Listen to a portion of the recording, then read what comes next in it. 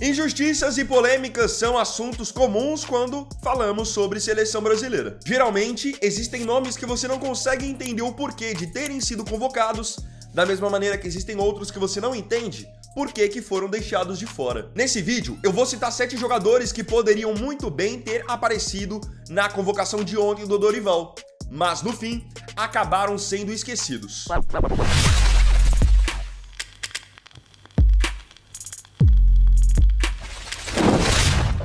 Número 1, Dodô.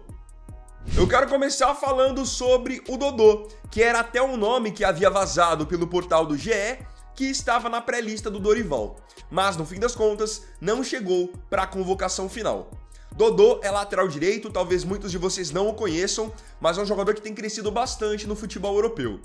Ele surgiu aqui no Brasil defendendo o Coritiba, chegou a jogar no Shakhtar Donetsk da Ucrânia, hoje está na Fiorentina da Itália, onde tem jogado bem, é titular e detalhe, ele passou por uma grave lesão de joelho e voltou jogando em alto nível. Ele é um lateral novo, ele tem bastante força, bastante velocidade, ataca e defende muito bem, então seria uma ótima opção para tentar renovar a lateral direita da seleção, principalmente se tratando do Danilo, que vem sendo convocado nos últimos tempos e não tem correspondido positivamente. Então, mais uma vez o Danilo foi convocado, sendo que há muito tempo já nem joga nessa posição, tem jogado muito mais como zagueiro na Juventus. Então eu acho que o Dodô foi sim um jogador injustiçado. Poderia ter sido convocado e ser uma nova opção ali no setor. Ao menos o teste era absolutamente válido. Nessa temporada pela Fiorentina, ele em 13 jogos deu uma assistência. Muito bom jogador. Ele com o Wanderson ali poderiam ser boas opções para a gente dar uma sequência e ver como ambos vão se sair. Número 2, o William. Se ele não quis levar o Dodô, ele poderia ter levado um jogador que está em alta no futebol brasileiro em 2024, que é o William. O William é um jogador mais experiente, 29 anos, passou um tempo na Europa, voltou pro Brasil para defender o Cruzeiro. E detalhe, tem jogado muito bem, porque o William ele é um lateral muito técnico, ele é muito bom na construção. Então, como ele chega com muita facilidade no campo de ataque, o William é um lateral que marca muitos gols, dá muitas assistências, e eu vou provar isso com números. Os números do William poderiam ser facilmente números de um meio-campista. Nesse ano, pela Raposa, ele tem 6 gols e 10 assistências, que é um número muito expressivo em 51 jogos. Também, na minha visão, poderia muito bem ter sido convocado no lugar do Danilo. Tanto o Dodô quanto o William, na minha visão, hoje seriam opções melhores do que o Danilo. Número 3, Casemiro. Talvez alguns de vocês questionem agora eu citar o nome do Casemiro. Mas uma coisa é fato, o volante de 32 anos voltou a viver um bom momento com a camisa do Manchester United. Primeiro que eu acho que em termos de marcação, nenhum volante brasileiro hoje está à frente do Casemiro. Ele teve sim momentos negativos no Manchester United, momentos em que eu inclusive concordei com o Casemiro ficar de fora da seleção brasileira. Mas é um fato que nos últimos tempos ele recuperou a sua boa forma. E é aquilo, o Casemiro sempre foi um volante que além de ser muito forte na marcação, sempre foi também um volante muito técnico. Então com boa saída de jogo, bom passe curto, bom passe longo, liderança, e eu acho que às vezes falta um pouco disso na seleção brasileira.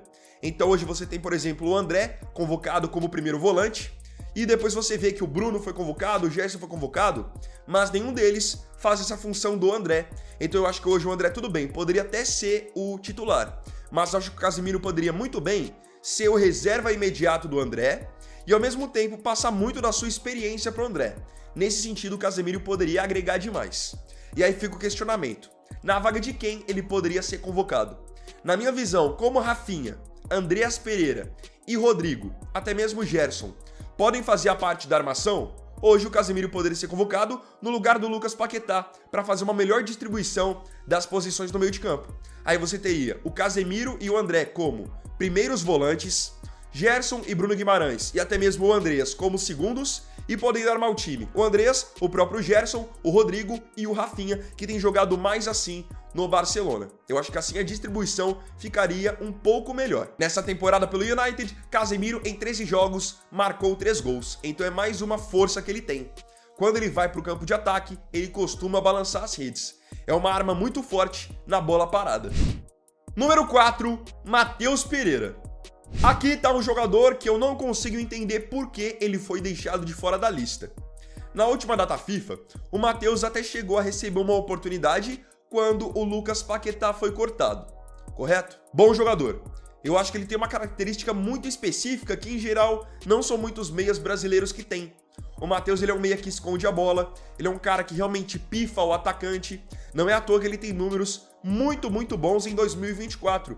Números que, na minha opinião, deveriam ter colocado o Matheus nessa convocação da seleção brasileira no lugar do Lucas Paquetá, que nessa temporada pelo West Ham tem 11 jogos, 2 gols e 4 cartões amarelos. Toma mais cartão do que marca gol ou dá assistência. Então, como a fase do Paquetá não é boa, eu testaria um outro armador na vaga dele, caso, como eu disse, não fosse convocado o Casemiro para poder revezar com o André. Então, se fosse para ter mesmo um outro armador, no lugar do Paquetá, poderia tranquilamente ter levado o Matheus. Nessa temporada pelo Cruzeiro, ele tem 9 gols, 14 assistências em 52 jogos.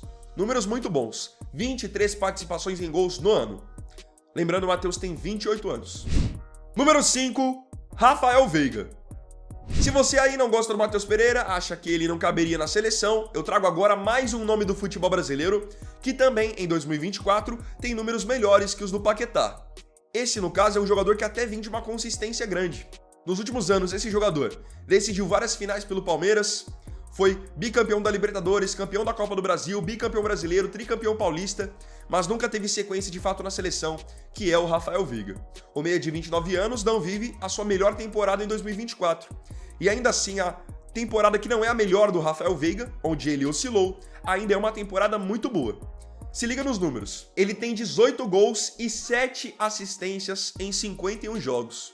Jogador que eu acho que ele não pifa o atacante tanto quanto o Matheus Pereira, mas tem outras valências. A finalização dele eu acho que é melhor, ele é um cara bom também na bola parada, também poderia ser convocado tranquilamente no lugar do Paquetá. Número 6, Anderson Talisca.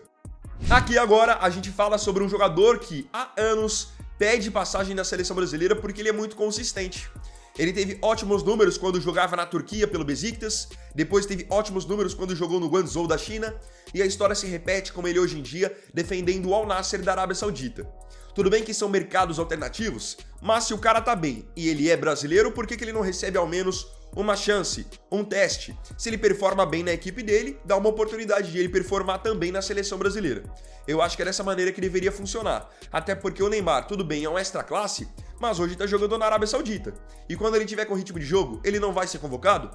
Então por que o Talisca, que joga no mesmo país e se destaca na mesma liga, também não pode ter uma oportunidade? Os números do Talisca são surreais, não dá pra entender por que ele nunca foi convocado pelo Dorival. Saca só, nos últimos 40 jogos do Talisca, ele marcou 31 gols e deu 4 assistências, ou seja, nos últimos 40 jogos são 35 participações em gols. Essa média de quase uma participação por jogo é coisa que você só vê os caras fazendo na Europa. E a gente tem um jogador brasileiro que faz isso e não é chamado. Número 7, Endrick. Eu vou explicar com muita calma a situação do Endrick para que vocês também não me interpretem mal. O Endrick, nesse momento, vamos ser justos, tá? Temporada pelo Real Madrid. Disputou 9 jogos, tendo sido titular em apenas 1, marcou 2 gols e deu uma assistência. Quando o Ancelotti o colocava no final dos jogos, ali no lugar do Rodrigo, no lugar do Mbappé, por muitas vezes ele estava mandando bem. Só que nesse último mês agora, no mês de outubro, ele foi reserva em 4 jogos consecutivos e não foi aproveitado. Ficou 4 jogos inteiros no banco. Partindo desse pressuposto, o que você entende? Que é justo o Endrick não ter sido convocado, correto? Olhando por esse lado, sim, é correto. Mas agora, quando você leva em consideração que o Dorival já convocou outros jogadores que estavam na reserva dos seus clubes, aí você vê que o Endrick foi injustiçado porque existe uma incoerência no critério de convocação. Eu posso pegar a última convocação mesmo como base. O Danilo estava na reserva da Juventus e estava na reserva como zagueiro. Nem como lateral ele estava na reserva, ele era reserva como zagueiro. Mesmo assim, o Dorival foi lá, convocou o Danilo para lateral direita, ele foi titular da seleção e ainda por cima foi o capitão. Então não estou dizendo aqui que o Endrick foi injustiçado porque ele tinha que estar na seleção a qualquer custo. Não é isso. Estou dizendo que se o Danilo foi convocado quando estava na reserva, então por que o Endrick não pode ser convocado estando na reserva? É só para pegar aí uma incoerência por parte do Dorival. E outra coisa também, eu acho que o Endrick já foi injustiçado ainda quando estava jogando na seleção. Porque nos 3 primeiros jogos do Dorival, da era Dorival, o Endrick fez gols, que foram contra Inglaterra, Espanha e México. E mesmo fazendo gols, deixando boas impressões, ele não teve uma sequência como titular. Independente de quem era convocado, como até aconteceu no caso do Igor Jesus, esse jogador sempre passava na frente do Endrick na lista, na fila, pela titularidade. Então isso mostra que o Dorival não tem tanta confiança assim no Endrick como ele costuma dizer. Porque se ele tivesse, ele teria convocado o Endrick usando o mesmo critério que usou na última lista para o Danilo. E também se ele tivesse essa confiança que diz, depois de fazer 3 gols em 3 jogos, ele teria uma sequência como titular e isso não aconteceu. Me lembro muito bem que na época o Dorival preferiu insistir em jogar com o Rodrigo como falso 9. Então eu citei aqui nos lugares de quem cada jogador poderia ser convocado. No caso do Dodô e do William no lugar do Danilo, no caso do Matheus Pereira, do Talisca, do Veiga no lugar do Paquetá, no caso do Endrick, se ele fosse convocado, ele poderia ser convocado no lugar de um dos jogadores que atuam na ponta direita. Por que eu digo isso? Porque o Dorival convocou vários jogadores que jogam na mesma posição. Estevão, Luiz Henrique e Savinho. Os 3 jogam na ponta direita. Isso sem contar Rafinha, que também pode jogar por ali, e Rodrigo também. Então ele empilhou jogadores da mesma posição e convocou como centroavante apenas o Igor Jesus. Então, na minha visão, ele poderia ter convocado o Endrick, já que ele convocava o Endrick tanto antes, ele poderia ter convocado Igor Jesus e Endrick para serem os centroavantes e tirar uma opção da ponta direita, já que não são todos esses pontas que vão jogar nesses próximos jogos. Não tem espaço para todo mundo. Agora eu queria saber de você aqui nos comentários, se você concorda comigo que esses 7 jogadores podem ser considerados injustiçados na seleção brasileira. E coloca também aqui nos comentários por que você acha que às vezes jogadores com números tão bons são deixados de lado para jogadores que estão lá, mas parecem não ter tanto mérito assim. Comenta também. Então, bom, galera, esse vídeo aqui foi o vídeo desse sábado. Eu agradeço profundamente a você pela companhia em mais um vídeo do canal.